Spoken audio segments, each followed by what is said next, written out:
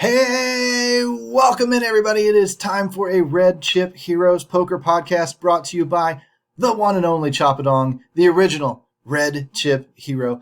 I'm combining forces with DFS Army and Sharp App Sports Betting, and we are building out a poker community that is going to address the beginning poker player's journey as well as the intermediates and the advanced. We're going to cover it all. We're going to go from zero to hero, red chip, green chip to black chip, and we're going to take you along that journey with us, whether you know nothing about this game or you already know quite a bit. We welcome you into our free Discord channel over on the Sharp App side, and we want to get moving quickly. We're not going to be giving you hour-long, huge, long podcasts. We're not going to be focused on taking a bunch of time and doing a bunch of rambling, which I've already done enough of myself.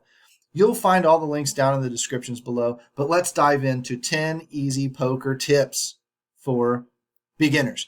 The first thing I do want to do is I want to briefly show you where I come from, who I am, and how I found my spot here. And the way to go about doing that is to show you my Twitter handle. You already know me as Choppadong, quite a bit of sarcasm, DFS, fundamentally sound, coaching the smaller stakes players and the beginners and teaching them how to get up and running competitively quickly with hyper simple systems. That hasn't changed. Follow me on Twitter, turn the notification bells on. You're going to want to see what we have to post. DFS Army, same thing. FanDuel, DraftKings, Prize Picks, Underdog, all of it. Winning lineups with tools, concepts, projections, coaching to help you in every sport from NBA to baseball to soccer to golf to football to whatever it is you want to play. DFS Army is the place for that. And Sharp App Sports Betting is where you're going to go for the Proptimizer tool, for AI projections and predictions, for odds comparison tools and advanced betting techniques brought to you by winning professional sports bettors. All three of us are combining together to build out a poker community going forward. So hopefully you're interested. Hopefully you're excited. If so, like and subscribe that video down below. And let's get started on today's slides. Tip number one, if you're a beginning poker player, you need to learn the hand rankings, the rules, the positions. You need to learn all of it. And if you don't know anything, that's totally fine. If you don't know anything just yet, that's completely fine. We all started somewhere. It's what we've done in DFS Army and Sharp App from the dawn of times. We've taught people that don't know anything to become very, very competent players, very, very competitive players. We turn Joes into pros, if you've heard our phrase before. The rankings, royal flush, straight flush, four of a kind, full house, straight, flush. I got that backwards, didn't I? Royal flush, straight flush, four of a kind, full house, flush, straight, three of a kind, two pair, one pair, high card. That's the ranking. That's what beats what in a 5-card poker hand. And we're going to largely be talking about no limit Texas Hold'em. We can talk Omaha. We can talk 2-7 triple draw. We can talk Badoogie. We can talk whatever goofy game your grandma dealt in the back of the canasta room or whatever. We can do any of it. But you need to know those rankings, and you need to know what beats what.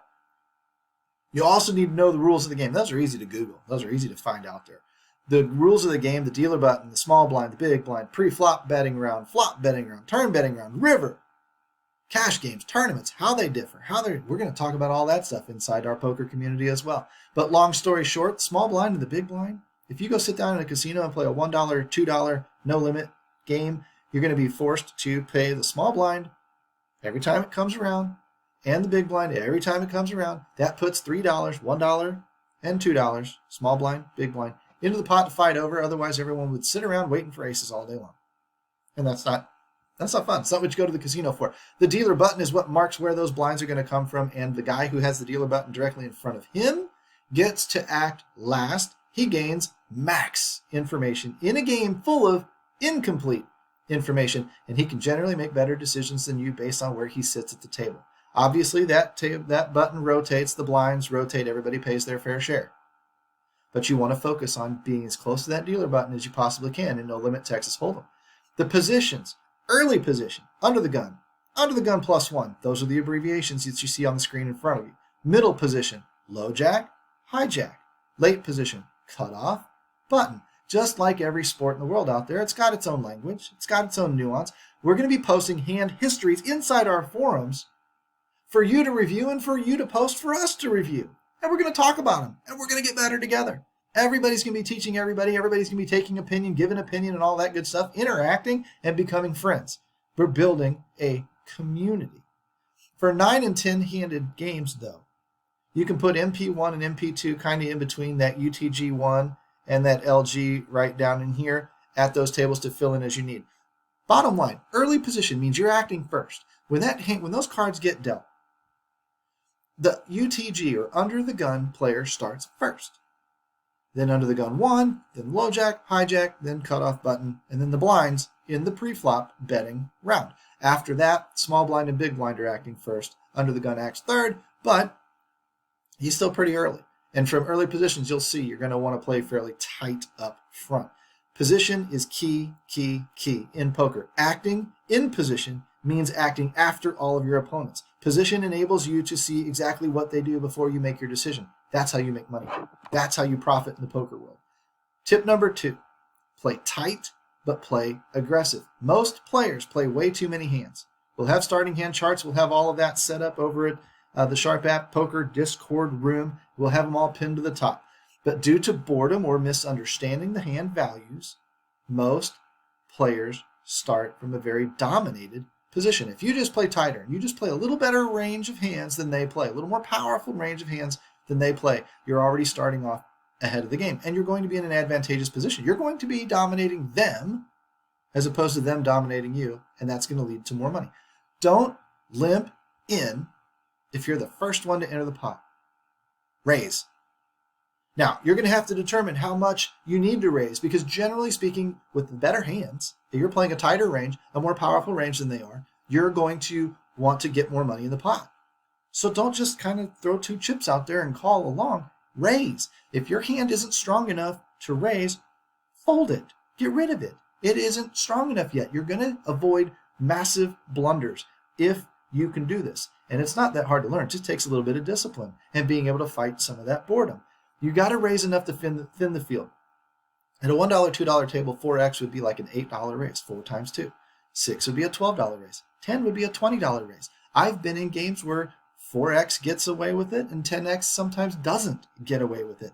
You have to find that threshold in your own game by watching what the others are doing, watching what the standard raise sizes are, and then acting accordingly. If you see 3 and 4 and 5 players going to the flop every time, raise more, raise bigger. Get that thing thinned down to where it's just one-on-one, or maybe you versus 2 others, because then you can actually play some poker. You don't need a monster hand to win the pot, and you are going to win, obviously, more money, and you can bluff a little bit. You're not going to bluff a lot, but you can bluff a little bit when it's only me versus you, because you're just not going to get away with a bluff very often if there's 4 other people in the hand with you, because somebody has something. Does that make sense? It's a mistake everybody makes in the beginning, and that's what we're going to try and stop. When you make a strong hand, don't trap, don't get tricky, don't get fancy, don't live any of that stuff. Bet. Build a pot. Build bigger pots. Get paid. Daddy needs to get paid, right? You already spent all that money to come to the casino. You probably bought a couple of beers. You probably spent gas money on. Get paid, man. Get paid.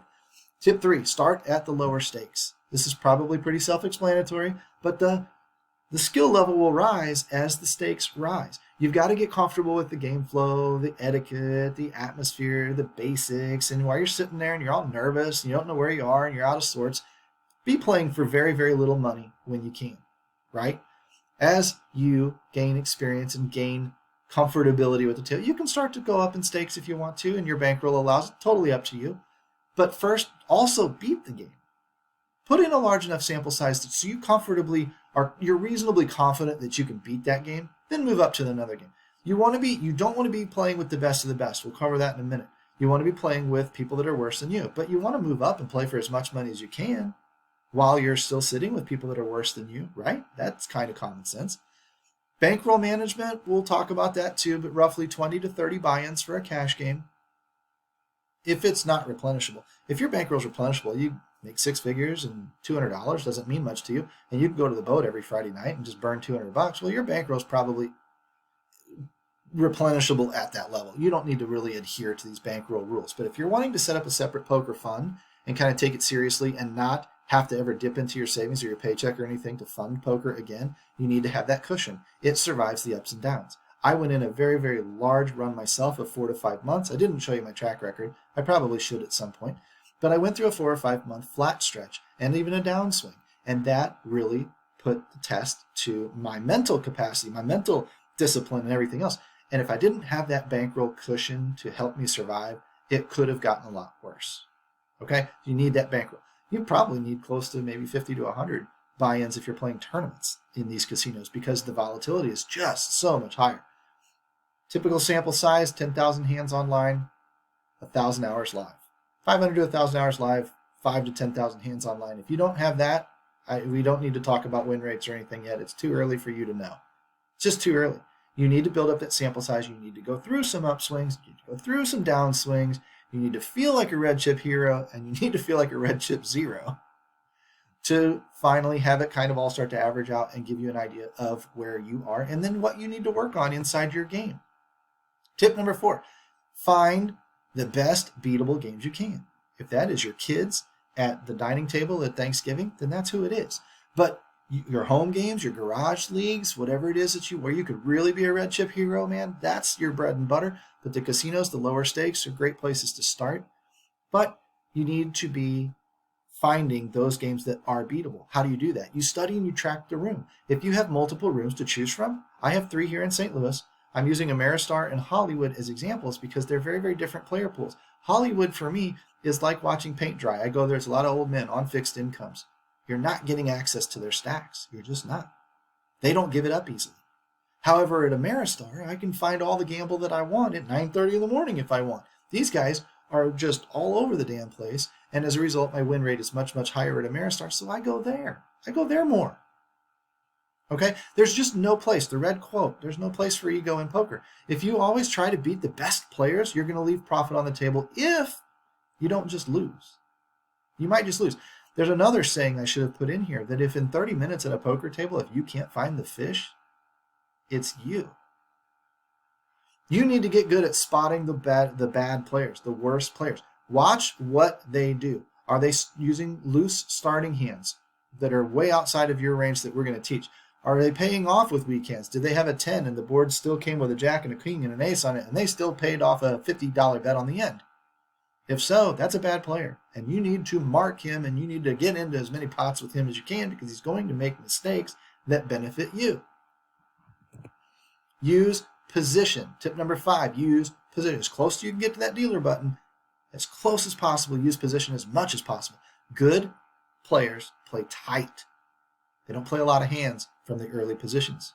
They don't get a lot of information from there. So the cards kind of have to stand up for themselves most of the time. And then they loosen up as they get closer and closer and closer to that button, as they get later and later and later into position. Why? Because they're going to get more information before they have to make a decision. And they're going to use that information correctly. And they're going to use it to make better decisions for more money. Okay? These 2 examples here are a range chart. If you don't know what a range chart is, that's fine. We'll talk about it on the inside of the community.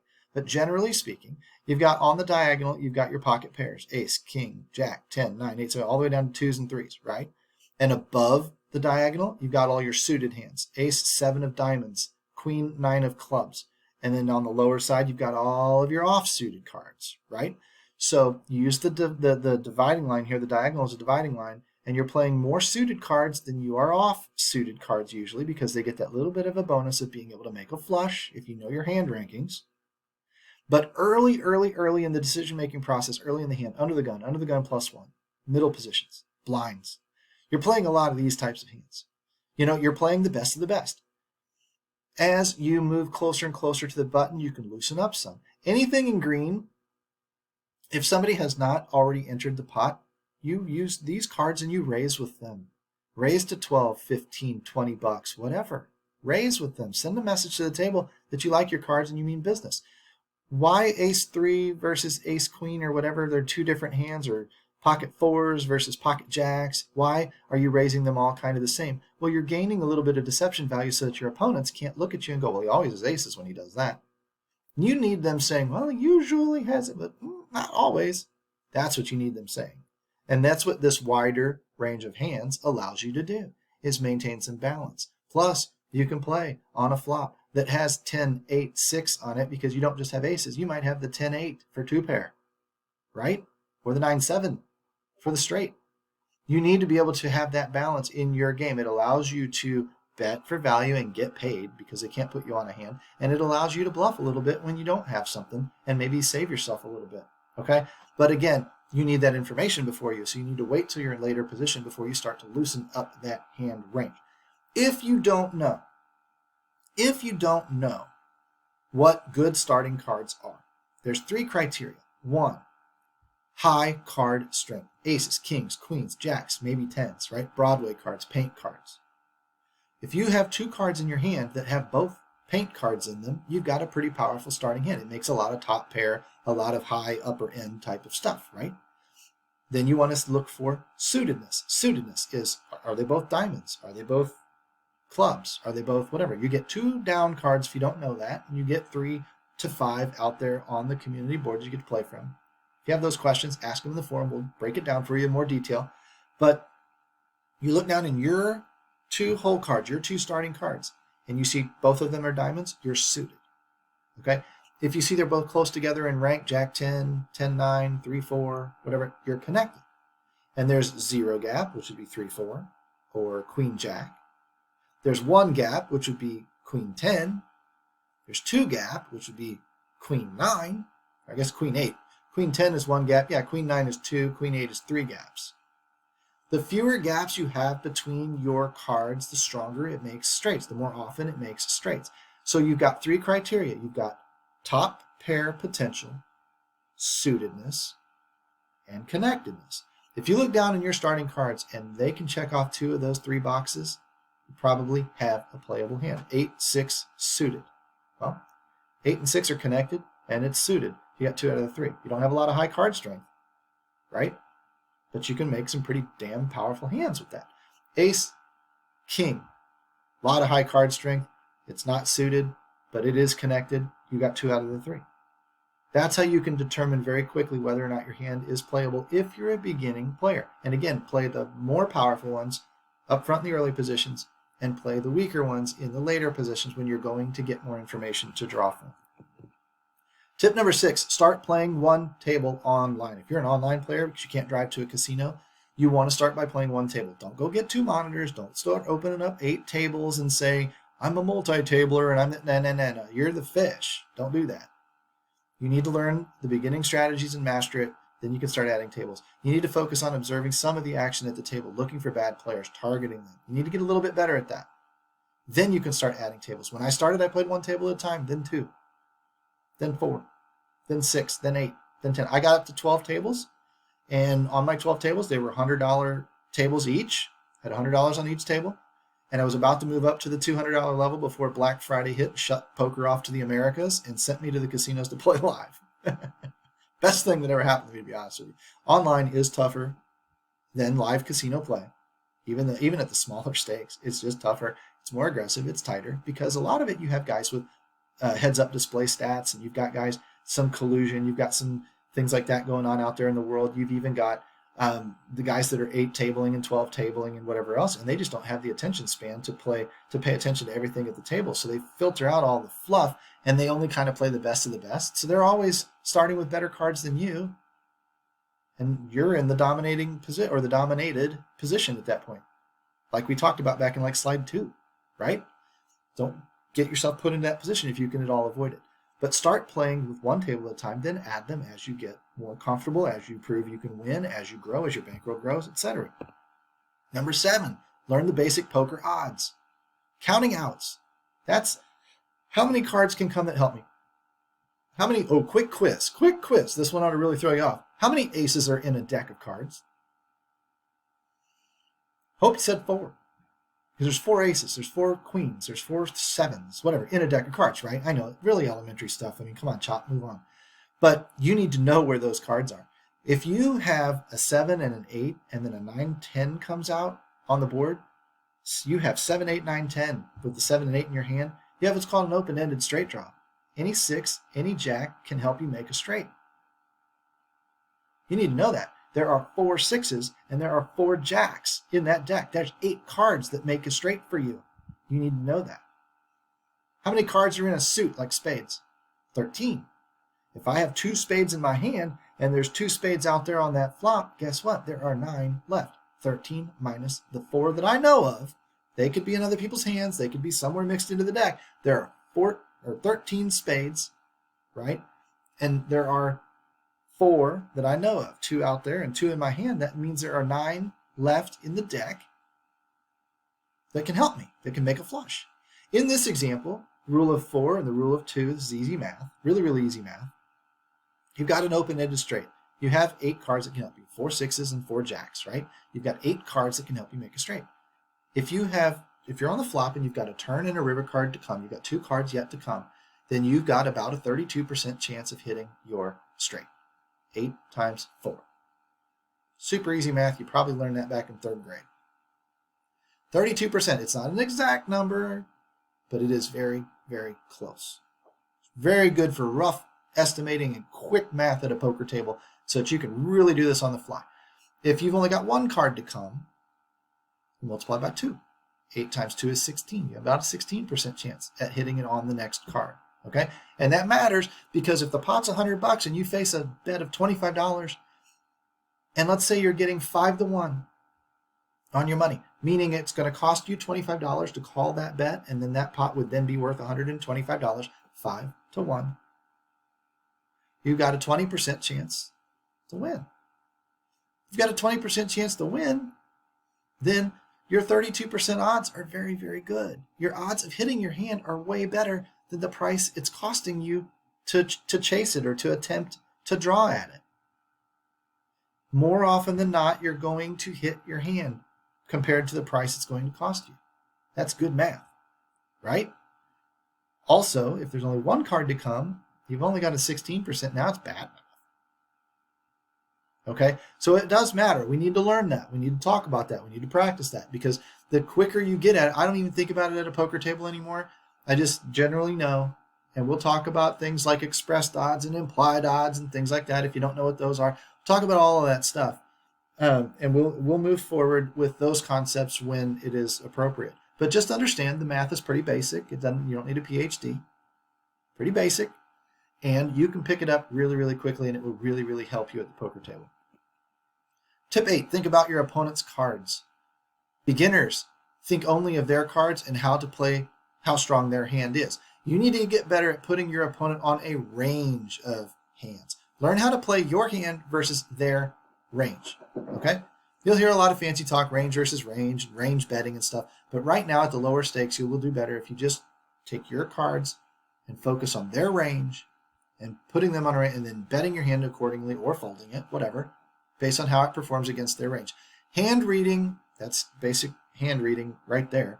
And range funneling. Think of dumping everything into a funnel and you're narrowing that funnel down step by step by step as the hand continues on until you get down to a smaller and smaller range of hands. Then an example here in this graphic would be, here's that chart again with the diagonal of all the pairs, all the suited hands up here, all the off-suited hands down here. And let's say that your opponent calls with about 40% of his hands. You've seen over time that when you raise to $12 or $15, he's calling with a wide smattering of hands. It's about the top 40% of all possible hands. He might have 5-4 suited, he might have King 8 suited, he might have King Jack offsuit, whatever. That's what he calls with. So you start mentally with this type of a range. And I'm not very good at this part with the mental imagery, but I'm pretty good at knowing what makes sense and what doesn't. And I'll get to that here in a second. When you then see this flop over here, this Jack 9-7 with no 2 of a suit on it, it's called a rainbow flop, right? No suits.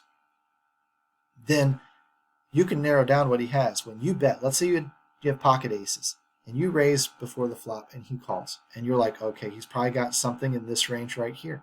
And then this flop comes out and he checks to you and you bet.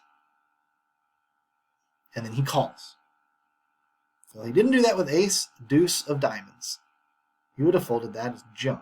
He didn't do that with pocket 3s or pocket 6s. He'd have folded that. It's junk. He didn't probably do that with aces, kings, or ace, king because he wouldn't have called your original raise before the flop. He probably would have re-raised you then, so he probably doesn't have these either. You can eliminate these hands, and you can start to narrow down or funnel his range. So if you're on 2 aces, Jack 9-7, and you bet, and he calls, you can be like, well, he could have a queen 9. He could have any pair, 7, 9, or jack, right? He could have 2 pair, Jack 9. He might even have the straight, the what is that, 8, 10. He might have some of that stuff, so you leave that in the range. Now, he'd probably raise you at some point with that stuff and try and get more money in the pot. But until he does, You're just narrowing down his range. And as the hand continues to go on, you narrow it down even more and more and more. Okay? And you get pretty good at that. But the bottom line is, when it comes to this range funneling or this hand reading concept, once you take a hand out of his range, this ace-3 suited, ace-deuce suited up here, once you take a hand out of his range, you can't put it back in. It doesn't make sense because you, in theory, bet and he folded that hand. So he can't magically show up with it on the river. If he did, then you ranged him wrong, right? But most of the time, you can get a lot of that trash out of there. If all of a sudden, the next card, Jack 9-7, 4, 4, and then he bets like crazy at you. Well, guess what? He doesn't have a 4. He already took that out of his range. The ace-4 suited, the king-4 suited, whatever is gone. You don't have that in his range anymore. You don't have to worry about the 4 being in his hand unless you misread the situation, okay? So understand that once a hand is out, it can't go back in. And you just need to be thinking about your hand, your opponent's hand, not as, well, it's got to be ace-king. That's what everybody says. No, it could be ace-king. It could be queen-jack. It could be jack-10. It could be, you know what I mean? It can be a range of possibilities. That's what you need to know. Tip number 9, don't bluff very often. Don't do it. Don't do it. Don't do it. These guys at these low stakes love to call and they love to pay off hands. They can't get rid of their hand. They're married to their aces. They can't fold a pair, whatever. Don't bluff at them. Certainly don't bluff at them if there's 4 of them in a hand. Save that for when it's one-on-one maybe, but don't bluff often.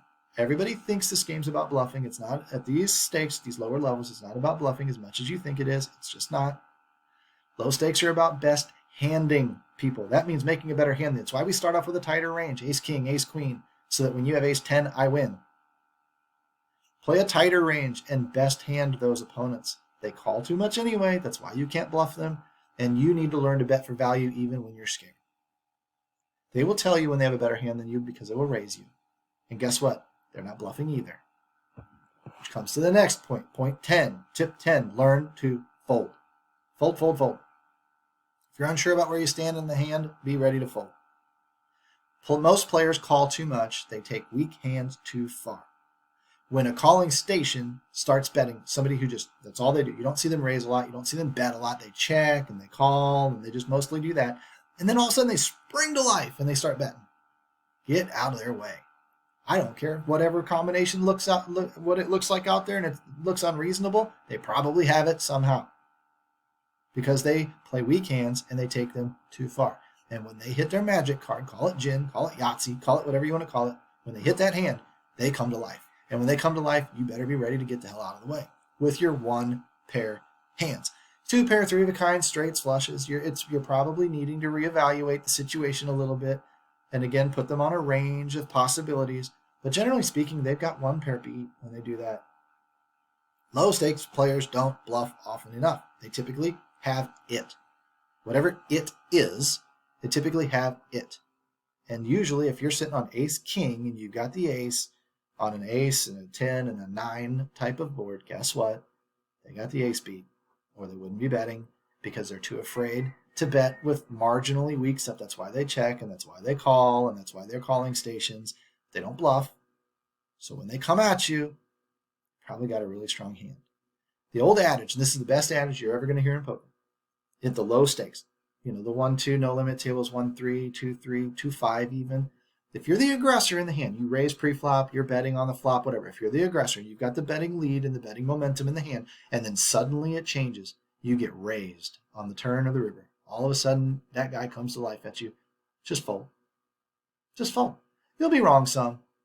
But you'll be right way more often because they don't bluff often enough. So learn to fold your cards. Fold, but all the best hands. I don't care how they got there. You are beat.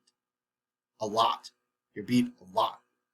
Now, we'll talk more about learning when you are beat, when you aren't beat, maybe the mathematics of a call being correct mathematically, whatever, blah, blah, blah. We can talk about all that stuff later, but just learn right now. Don't bluff very often and learn to fold your hand when all of a sudden you get sent a very strong message that it's beat. They're not bluffing you. Okay? Hopefully, you join our Discord. Hopefully, you like and subscribe to the channel. Hopefully, you ring the notification bell so you get new videos that drop. Hopefully, you follow us all on Twitter and you ring the notification bells there. Hopefully, you've enjoyed the 10 easy poker tips for beginners. And hopefully you start following the Red Chip Heroes Poker Podcast, because we're going to come out with a lot more content in the next few weeks. And you're going to want to be a part of it. You're in on the ground floor. You just watched the inaugural Red Chip Heroes Poker Podcast. I'm honored that you joined me. I'm honored that you stuck through all of the way. Tell me what you want to see going forward in the community. Tell me in the comments, and we will cater to you. It's been brought to you obviously by DFS Army and Sharp, the Sharp app sports betting team. And we'll see you next Monday. Take care, everybody. Talk to you soon.